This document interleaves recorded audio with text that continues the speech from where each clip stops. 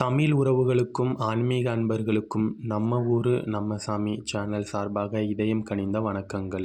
இப்போ நம்ம பார்த்துட்டு இருக்கிறது உலக பிரசித்தி பெற்ற மேல்மலையனூர் அங்காள பரமேஸ்வரி அம்மன் திருக்கோவில் தேர் உற்சவம். சத்திய யுகத்துல பார்வதியோட அம்சத்துல பிறந்த இந்த அம்மன் இந்த கலியுகத்துல தன்னை நாடி வரும் பக்தர்களுக்கு சத்தியம் தவறாம சத்திய நெறிகளோடு வாழ்பவரை ரட்சிக்கவும் அதர்மிகளை வதம் பண்ணவும் அவதாரம் எடுத்திருக்காங்க. மயான பூமியில கோயில் கொண்டிருக்கிற இந்த அங்காளம்மனுக்கு அமாவாசை தினங்கள் தோறும் ஊஞ்சல் உற்சவம் வெகு விமர்சையா நடைபெறுது.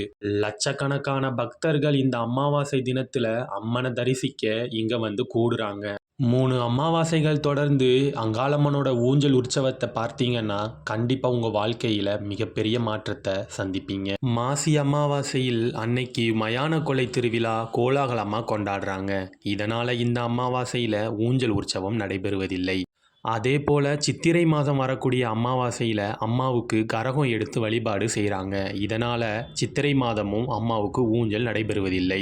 சிவபெருமானின் பிரம்மஹத்தி தோஷத்தை நிவர்த்தி செய்வதற்காக அன்னை பார்வதியானவள் அங்காள ரூபம் கொண்டு பிரம்மகபாலத்தை தனது பாதத்தால் பூமியில் அழுத்த 7.75 நாளிகை கழிக்குது. சிவபெருமானுக்கு பிடிச்சிருந்த பிரம்மகத்தி தோஷமும் நிவர்த்தியாயிருது.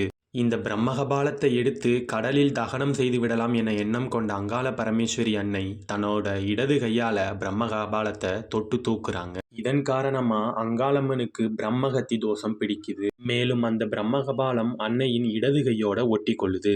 பிரம்மகத்தி தோஷத்தால பித்து வெறி தலைக்கு ஏறி அன்னை தன்னோட நிலையை மறந்து இடுகாட்டுல சாம்பலை உடல் முழுவதும் பூசிக்கொண்டு மயான பூமியில் பேயாட்டம் ஆடுறாங்க.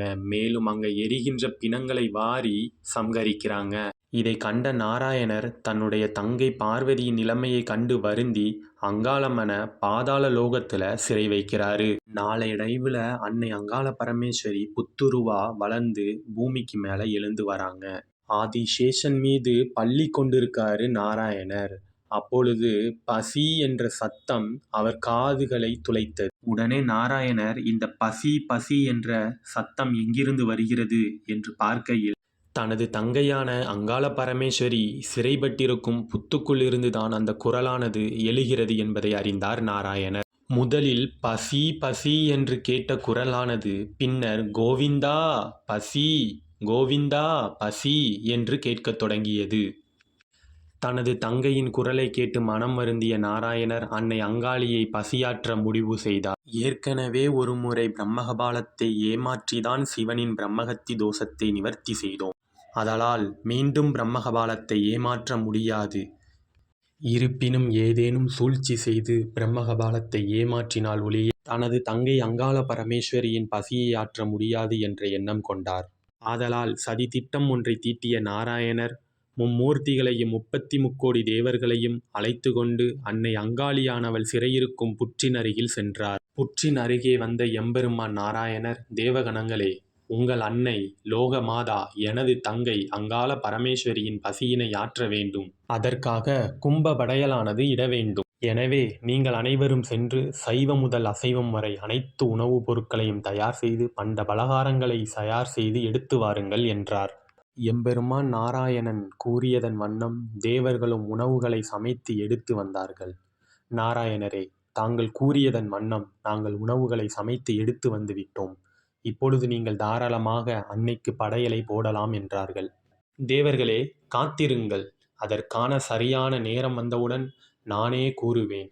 அப்பொழுதே படையலை போட வேண்டும் என்றாராம். நடுநிசியானது தொடங்கியது. சாமாதி சாமம் சதிசாம வேலை. காற்றடித்தாலும் இலையசையாத ஏமசாம வேலை தொடங்கியது. காரிருள் சூழத் தொடங்கியது. ஒருவரது முகம் இன்னொருவருக்கு தெரியாத கடும் இருட்டு. இந்த வேளையில் படையல் போட்டு நமது தங்கையை அமர வைத்து உணவருந்த செய்தால்தான் பிரம்மகபாலத்திற்கு தெரியாது என்ற எண்ணம் கொண்டார். மாயக்கண்ணன் தளவாழ இலை விரிக்க, பிரம்மதேவர் பிரம்ம கமண்டலத்தின் ஜலம் தெளிக்க, சிவபெருமான் அமுது படைக்க, 33 தேவர்களும் தாங்கள் எடுத்து வந்த பலகாரங்களை படைத்து கும்பபடையலானது போட்டார்கள்.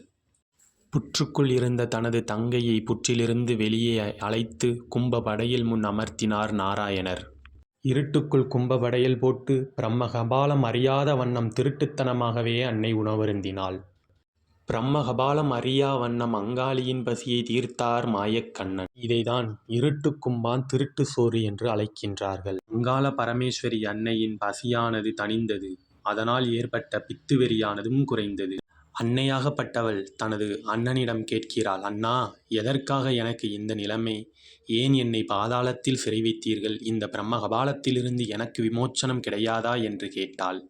உடனே எம்பெருமான், அம்மா அங்காள பரமேஸ்வரி, இந்த பிரம்மகபாலத்தை ஒருமுறை ஏமாற்றலாம், மீண்டும் அதை ஏமாற்ற முடியாது. இந்த பிரம்மகபாலமானது நீ இனி எத்தனை பிறவிகள் எடுத்தாலும் உன் கரத்தில் ஒட்டிக்கொண்டே பிறக்கும். வேணுமென்றால் இந்த பிரம்மகபாலமானது உணவருந்தாத வண்ணம் செய்து தருகிறேன் என்று கூறிய நாராயணர் சுதர்சன சக்கரத்தால் தனது நெற்றியை கீறினார். அதிலிருந்து வழிந்தோடிய உதிரத்தை பிரம்மகபாலத்தில் விட்டார். மலமளவென சுவைத்தது பிரம்மகபாலம். பின்னர் ஒரு பிடி தினையை அள்ளி பிரம்மகபாலத்தில் போட்டார் நாராயணர். தினையினை உண்ண மறுத்தது பிரம்மகபாலம். பின்னர் 3 சொட்டு உதிரத்தை விட்டார் நாராயணர். உதிரம் கலந்த தினையினை உண்டு மகிழ்ந்தது பிரம்மகபாலம். அம்மா அங்காளி, பார்த்தாயல்லவா, இப்பொழுது இந்த பிரம்மகபாலமானது உதிரச் சுவைக்கு பழகிவிட்டது. உதிரத்தை தவிர வேறெதையும் பருகாது. ஆனால் ஒன்றை மறவாதே தங்கே, இந்த பிரம்மகபாலத்தை பசியும் பட்டினியுமாகவும் வைத்திருக்க முடியாது. இந்த பூலோகத்தில் பல அசுரர்கள் முளைத்து வருவார்கள். அவர்களை சம்ஹாரம் செய்வதற்கு நீயும் பல அவதாரங்களை எடுப்பாய். அப்பொழுது அவர்கள் உதிரத்தால் இந்த பிரம்மகபாலத்தின் பசியினை நீ ஆற்றுவாயாக என்று கூறினார். அதேபோல தக்கன், தொக்கன், சும்பன், நிசும்பன், சமிதரன், தாருகன், மகிஷன், மகிடாசூரன், வாதாபி, நாதாசூரன், பண்டாசுரன் என பல அசுரர்கள் முளைத்து வந்தார்கள். அதேபோல் அன்னையும் காளி, மாரி, பகவதி, காமாட்சி, நீலி, சூலி, திரிசூலி என பல அவதாரங்களை எடுத்து அசுரர்களை வதைத்து அவர்களின் உதிரத்தால் பிரம்மகபாலத்தின் உதிரபசியினை தணித்தாள்.